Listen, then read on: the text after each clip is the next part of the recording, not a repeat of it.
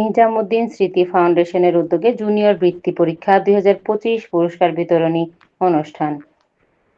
মানিকগঞ্জে জুনিয়র বৃত্তি পরীক্ষা 2025 পুরস্কার বিতরণী অনুষ্ঠান ও দোয়া মাহফিলের আয়োজন করেন নিজামুদ্দিন স্মৃতি ফাউন্ডেশন।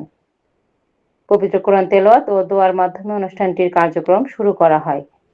24শে মার্চ 2026 রোজ মঙ্গলবার সকাল 10 ঘটিকায় খান বাহাদুর আওলাদ হোসেন খান উচ্চ বিদ্যালয়ে সার্বিক সহযোগিতায় নিজামুদ্দিন ফাউন্ডেশনের আয়োজনে দোয়া মাহফিল ও বৃত্তি পরীক্ষার পুরস্কার বিতরণ অনুষ্ঠান অনুষ্ঠিত হয়।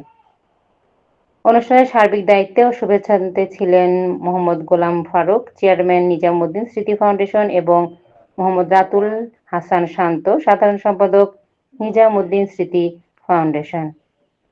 অনুষ্ঠানটি সঞ্চালনা করেন মোহাম্মদ আওলাদ হোসেন এবং স্বপ্না রানী সিংহ। অনুষ্ঠানটি উদ্বোধন করেন বীর মুক্তিযোদ্ধা আবুল হাশেম মাস্টার। প্রধান অতিথি হিসেবে ছিলেন প্রফেসর আবুল ইসলাম শিকদার, সভাপতি মানিকগঞ্জ জাদুঘর। প্রধান বক্তা ছিলেন ইঞ্জিনিয়ার কে এম আহসানুল্লাহ উজ্জ্বল।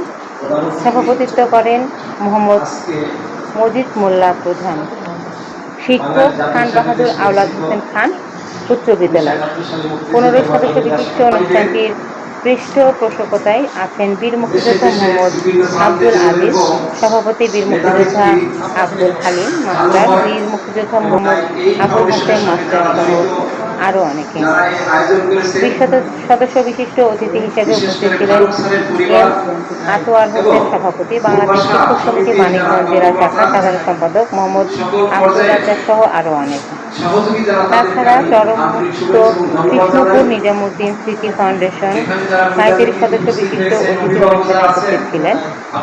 অনুষ্ঠান শেষে মানিকগঞ্জ সদর উপজেলা ভিত্তিক জুনিয়র বৃত্তি পরীক্ষা 75 জন ছাত্রছাত্রীর মধ্যে 21 জনকে বৃত্তি প্রদান করা হয়।